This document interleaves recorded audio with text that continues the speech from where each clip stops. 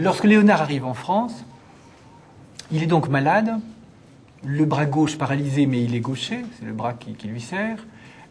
On a longtemps dit qu'il ne fait plus grand-chose.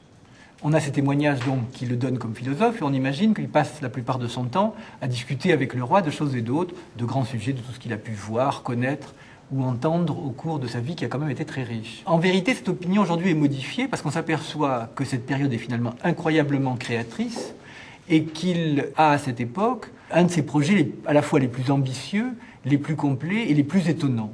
Il imagine pour le roi une ville parfaite. Le roi veut établir sa capitale. On sait qu'à l'époque, les rois de France se déplacent le long de la Loire et vont de château en château. Il n'y a pas de capitale. Paris n'est qu'une capitale de fait, mais pas politique.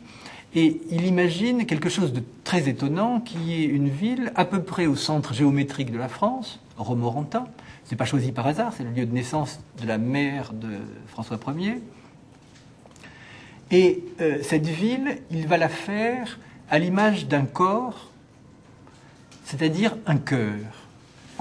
Il va relier ce cœur de la France par des canaux, d'un côté à la Manche, de l'autre à l'Atlantique, à la Méditerranée vers le sud, au Rhin à l'est. Et tout ça fonctionnera un petit peu comme des veines et des artères que le cœur irriguera. Et ce n'est pas un projet d'architecture, à l'époque on parle d'architecture, ce n'est pas un projet d'architecture, c'est véritablement un projet d'urbanisme. Et je veux dire, Léonard a pensé aussi bien aux toilettes populaires qu'au Palais du Prince. On a très peu de dessins sur Romorantin, mais dans ce qu'on peut voir, on a l'impression presque de voir Versailles se dessiner. Ça ne ressemble pas à un château tel qu'on les connaît en son temps.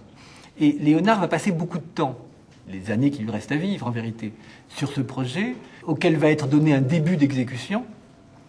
Et malheureusement, comme pour beaucoup d'entreprises commencées par Léonard, d'une part, sa mort, de l'autre, une épidémie paludéenne qui tue une partie des ouvriers, on ne dépassera jamais le stade des fondations. Donc c'est un projet qui est abandonné, dont on va peut-être retrouver des échos dans certains des châteaux de la Loire, parce que les idées de Léonard, de façon souterraine, ont quand même beaucoup circulé et ont certainement impressionné ses successeurs, ils les ont influencés.